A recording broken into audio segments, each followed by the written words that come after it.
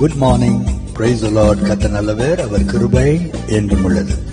அருமை ஆண்டவராக இயேசு கிறிஸ்துவின் இனிய நாமத்தில் இந்த காலை வேளையில் உங்கள் அன்பு சகோதரன் காட்வின் மோசஸ் அன்போடு உங்களை வாழ்த்தி ஆசீர்வதிக்கிறேன். நாள் முழுவதும் தேவ ஆசீர்வாதம் உங்கள் மேல் இருப்பதாக. ஆமென், ஆமென், ஆமென்.